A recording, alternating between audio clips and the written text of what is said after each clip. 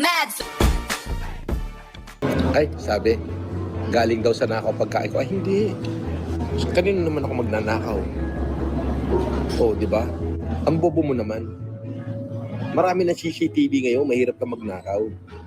At matatalino na mga tao ngayon, mahirap na rin mga scam. Unless hacker ka, na scammer, o kaya isa kang swindler na nagmumoonlighting as the food guru. Di ba? Madali magkapera niya. Sa akin, mahirap. Uy, paano? Ang hirap. Paano pa ako mangi-scam? Paglaya ko nga, wala na ako ma-scam. Di ba? Ibig sabihin, kung nakakulong ako nung nang-i-scam ako ba, ibig sabihin, nung lumaya ako, wala na. Parang gano'n. Yung palabasin, bobo, tanga. Paano naman ako magnanakaw? Daming CCTV ngayon, mahirap magnakaw. Pero ang totoo, gunggong yan. So what's up sa mga kahombre ko dyan? Makagagawa sa na naman niya pala to. At syempre mga kahombre ko, alam nyo na, today is the day kung saan finally atin ang matutungayan ang biggest sinungaling sa balat ng social media, mga kahombre ko. Ang taong harap-harapan kang pagsisinungalingan, yes, face to face, mga kahombre ko, mata sa mata, napakasinungaling hong talaga. Puro kasinungalingan din na nung sinasabi niya, wala namang katotohanan, maniniwala pa kayo dyan. Di ba? The biggest gumagamit ng peking relos. Ang taong napakakapal ng muka. Norman, okay lang naman na iyabang mo ang kaya mo lang iyabang sa buhay mo, ang afford mo lang. Hindi mo na kailangan gumawa ng mga ganyang kasinungalingan para lang ma-uplift na ikaw ay talagang bilyonaryo because you are now. I-lifestyle check ka pa lang, matatawa na yung mga tao sa'yo. Alam mo yon, hindi ka bilyonaryo, isa kang dukha. Isa kang patay gutom. Real talk yun, Norman. The biggest laruan sa social media, mga kahombre ko. Norman, gusgusin, palakpakan sa ilong ang putang inang yan. San Pablo'y? Hinahanap mo ba ako sa Facebook? Dito na lang tayo sa main ko. Kasi wala lagi naman ako nare-report. Eto mga kahombre ko, i-follow nyo din ako. Let's go! Sa mga hindi nakasubaybay, meron na ho tayo 67 na videos ukol kay Norman Gusgusin, mga kahombre ko.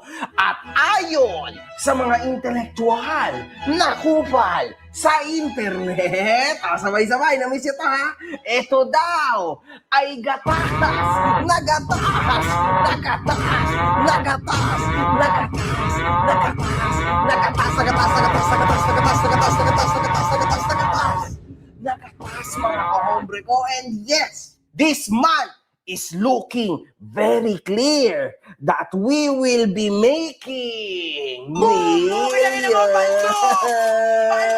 Paldo!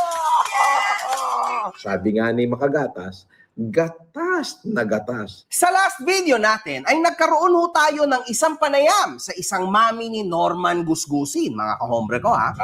Umattend tayo ng hearing sa Parañaque. As usual, wala na naman lumutang na makagago. Well, uulitin ko lang po mga kahombre ko kahit paulit-ulit na tayo dito para lang maklarify sa inyo kasi mahalaga rin ho ito para sa awareness nyo. Kapag ikaw ang nagkaso o nag-complaint and nandun pa lang kayo sa preliminary investigation 1, tas preliminary investigation 2, it's okay kung hindi ka pupunta as long as meron kang abogado. Yung preliminary investigation, mga kahombre ko, that is only needed sa first prelims mo, ibibigay sa'yo yung complaint affidavit ng kalaban mo. Pangalawang prelims mo, ibibigay mo yung sagot mo sa complaint affidavit na natanggap mo. Pagkatapos nun, mga kahombre ko, resolution na yon. So bakit ako pupunta dyan, Norman? At dyan mo ibabase ang katapangan ko? Ilang beses mo nga akong ginost? 2 beses. Hindi ka pumunta kasi duwag ka. Duwag na duwag ka, Norman. Wala ka sa hulog, Norman. Duwag. Nandito ang bayag. Lagi, mga kahombre ko. Kapag ikaw ay may lehitimo na pambayad sa abogado, hindi ka pupunta dyan. Hindi naman tayo tulad ni Norma na nagkukunwaring may pera, tas at the end of the day, siya mismo ang lumalakad sa kanyang problema mag-isa. Imagine niyo yan, mga kahombre ko. Pati pagpapanotaryo, siya rin ho nagpapanotaryo sa sarili niya. Imagine niyo, nagbibigay ng counter affidavit siya. Normal naman. Akala mo may mga abogado ka, bakit hindi silang pagalawin mo? Tapos sasabihin mo, ikaw ay masipag at matyagang tao? Yun ang pagkakamali mo, uhuging vlogger. Oo, bakit? Ako, matyaga, masigasig. Oo. Malamang kailangan mo talagang maging matyaga sa part na to. Kasi ikaw ang gumusto nito, pinagbigyan kita, wasak ka ngayon? Oo. Oo. Akala ko ba gustong-gusto mong kasuhan? Bakit ang nangyayari? Ang siste ngayon, parang hirap na hirap ka na. Di ba ikaw may gusto nito? Sinimulan mo ko, wawakasan kita. As in, wawakasan kita. Maghihirap ka. Uubusin ko lahat kung ano meron ka. Sisiguraduhin ko, mauubos lahat ng meron ka, hindi ka pa makakalaya. Pauulan ang umuulan na. Ngayon, pag nagsimula na tayo mag-hearing, kada mag-hearing tayo, may panibago kong kasong ipapail sa'yo para hindi matapos. Mahaba tayo ngayon ng PC. Eventually, makukulong ka. Kada mag-hearing tayo, may panibagong kaso ko isasampa. Hindi ko tatapusin ang away natin na to hanggang sa magpatiwakal ka na. Para sa akin, before, it was just all internet. Ngayon na binigay ko, gusto mo, parang hirap na hirap ka. Ano? Ubos na ubos, ano? Ikaw ang pigang-piga kasi marami pa nag-aabang sa'yo. Papatungan ko pa yan, Norman. Ukinam, pauulanan kita. At umuulan talaga. Bagyo talaga. Kasi nga, walang hiya kang nilalang. Hindi ito matatapos hanggat hindi ka nagpapahoyong mag-isa. Kasi kailangan mong pagbayaran lahat ng kasalanan mo, Norman. Kitang-kita na yan sa buong internet. Hindi na natin kailangan magkwentuhan o mag-usap dito. Everybody sees this very clearly, Norman. Very, very clearly. At tayo po, ako po ay nakaranas ngayon ng pangaharas. Ni-request mo kasi to Kulaong na mahirap 'Di ba? Meron ngang kasabihan, be careful with what you wish for kasi pwede talagang yung hinihiling mo mangyari. Ngayon nung nangyari naman, si Kulaong 'di ba, feeling victim, playing victim. Akala mo siya yung aping-api, akala mo siya yung kawawang-kawawa dito. 'Di ba? Eto nga yung totoo naman na nakahanap si Kulaong ng katapat. Yung hindi nagawa ng kahit sino noon, hindi nagawa ng kahit sino noon, nagawa ngayon ni Makagago. Talagang hindi ko maitatanggi. Kaya nga po 'di ba napakasaya ng anti-Kulaong community kasi isang makagago ang nakapansin dito sa gawain na ito ni Kulaong. Nung dati, internet lang pero 'di ba, naiba po at napunta talaga sa napakaseryoso na kalagayan na ang gusto na po ng mga tao ay maihoyo si Kulaong at yun na din ang ginusto ni MG. Kasi ang akala ito kasi si Kulaong, yan po yung tao na madaling basahin. Hindi siya yung malalim. Hindi siya yung parang matagal mong oobserbahan, matagal mo siyang titignan kung ano ang galaw, anong kilos, hindi. Body language pa lang ni Kulaong, alam na natin na nakabisado ko 'to Kumbaga sa tagal kong nag-vlog ng Kulaong, at sa nakakahiya man, ako nga po yung naging number 1 niyang tagapagtanggol noon sa SOCMED.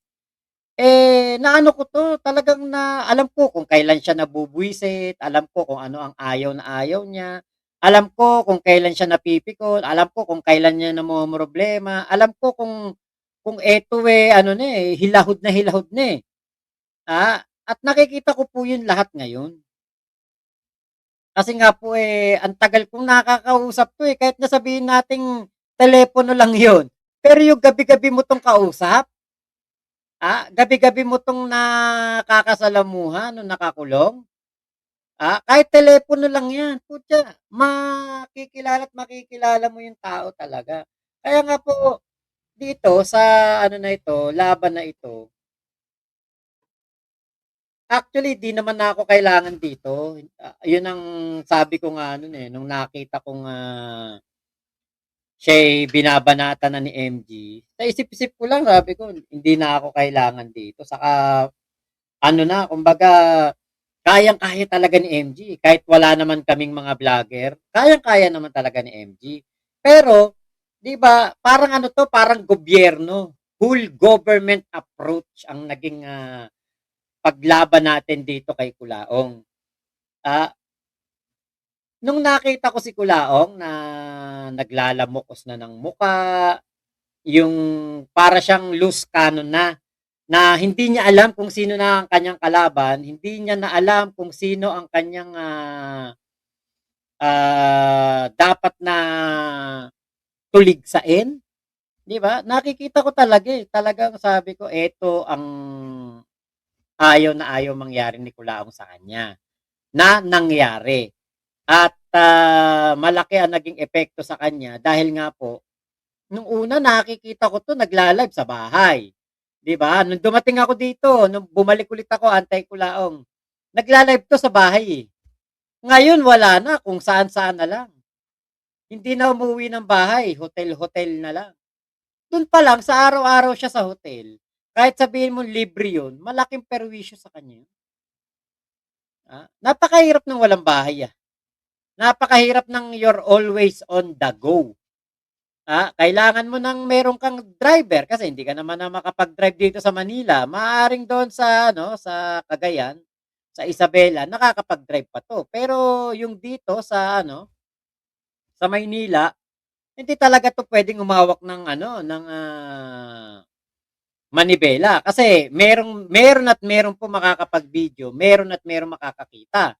Kaya nung nakikita ko na si Kulaong ay kalaban naman ay LTO, eto yung ano talaga sabi ko, eto na yung ano talaga, yung unti-unti. Hindi naman umaakyat si Norman na yung pataas, hindi. Talagang unti-unti. Unti-unti niyang hinihila ang kanyang sarili, sa kumunoy na kinabag sa kanya. Kaya po ang ano, ang saya lang na nakikita na natin ngayon kung ano yung mga pinaghirapan ni MG.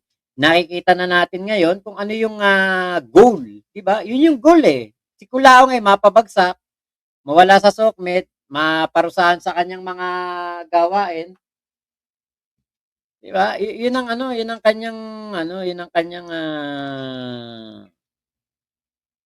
gustong mangyari. Kaya po napaka-ano, napakaganda sana nitong mga pangyayari din na ito kung yung kasi merong ano, merong, mga ilan po na mga kababayan tayo na pinagdudahan kasi si MG, sinasabi moro-moro lang 'to, sinasabi na eto ay, walang kwenta kasi scripted, 'di ba? Ewan ko kung bakit nila nasabi yun, pero ako kasi kita niyo naman nito lang naman ako dumating sa mundo ni MG, 'di ba? Nito lang nung na-interview ako, pero dati nanonood ako pero hindi ako madalas. Ngayon lang ako na talagang andito, nakatutok talaga kay MG. Kuwang-kuha ni MG ang tiwala ko. Ewan ko yung iba matagal nang kasama ni MG, bakit sila nagduda kay Makagago, 'di ba? Dapat hinintay ninyo etong, panahon na ito. Kasi eto na, nasa ano na tayo, kumbaga papunta na tayo sa exciting part, eh. Ayon nga po kay, Ate Ira, hanggang March nga daw po ito na magkakandaletse-letse dahil ang arraignment nito hanggang March. Imagine ninyo kung gaano kalaking problema kay Kulaong 'yun, kung gaano kalaking perwisyo 'yun. Kita niyo hindi na rin makauwi ng Cagayan, 'di ba? Hindi na makauwi ng Cagayan, kasi thank you. Malagam-gam 'to? Hindi, okey lang. ano 'to, kumbaga malaking perwisyo na kay Kulaong 'to, yung araw-araw lang 'to na nakikitulog sa hotel ng may hotel o sa pre-hotel ng kanyang, bossing. Naku, ano na 'to, malaki ng perwisyo. Kita niyo hindi na makauwi ng Cagayan. Baka hanggang ano, hanggang, 24 nandiyan 'yun. Tapos darating ang 25, 26, yung sabi niya mamimigay siya ng mga, humanitarian niya, mamimigay ng salamin at wheelchair. Baka hindi na nga matuloy 'yun, eh. Baka hindi na pumunta si Kulaong do'n. Bakit? Kinalaban niya si Maralag, 'di ba? Baka nga itong, buong buhay na ni Kulaong hindi na 'to bumalik ng Region 2, eh. Kasi ang kalaban niya doon talaga general, 'di ba? Kaya meron po talagang ano 'to, may kalalagyan, 'di ba? Oh, gas pa lang ng karo niya mamumulubi na siya. Mr. Cadaver, alam mo ba yang E150 na 'yan, lumalamon ng gasolina 'yan. Kaya ayaw ng mga kababayan natin yung ganyang sasakyan. Eh, si Kulaong, no choice. Bakit? Nakaalarma yung F-150 niya o yung Expedition pala, Expedition. O, nakaalarma. O, ano pa mangyayari sa kanya? Wala siya sasakyan. Kaya nga ito, kahit naiparapol na to, binawi, eh. O, iba yung saya ni MG sa live niya kahapon na compensate lahat ng mura at insulto na inabot niya pati ng pamilya niya. Oo. 'Di ba? Kaya Kulaong yung, tao na kinalaban mo nakakahalakhak. Gabi-gabi may kasamang pamilya, araw-araw may kasama mga anak, asawa. Eh, ikaw wala, putya, one-man army ka. One-man army ka with the mga kutong lupa. Ala talaga wala talagang patutunguhan 'to si Kulao kung hindi talaga pababa, pahuyo. Walang ibang, masisilungan 'to kung hindi yung mga hotel na ngayon na libre. Kasi sa Sheraton walang pambayad. Sa sa ano pangalan nito, doon sa Heritage, walang pambayad. Kaya naku delikado, delikado talaga si Kulaong. Eto na talaga yung mga huling araw na kumbaga last hurrah ni Kulaong. Last hurrah na 'to. Okay, pangalawang prelims, baka sa liga sa barangay napupunta akala basketball, akala PBA. Hindi daw pupunta si Kulao sa 24, hindi daw siya kailangan doon. Di wag siya pumunta, abangan niya yung kanyang warrant of arrest. Sige Kuya Henry, tagay ka lang diyan, enjoy ka lang diyan Kuya Henry, Okay, yung kaso na yan sa 24, yung sa kaso na pinal ng nanay ni Miss Joanna. Nabasa ko kanina, grabe, maraming luluwas na kahombre, ang daming susuporta kay MG sa 24. Meron nga 3 ban daw sila, eh. Brigera Vlogs, wow. Hi, Kuya Henry, Yahoo, cheers. Pag-uwi ko, tagay tayo tulad magkapit-bahay naman tayo. Kaso after 2 years pa ako uuwi. Home tab device, mahuhuyo na ako laong. Okay, Canlar TV, Karma ni Kulaong mga pinagsasasabi niya. Oo nga. Be careful what you wish for, Ate May. Daburaot, parang batang naghahamon ng suntukan pag nasa pok magsusumbong sa nanay.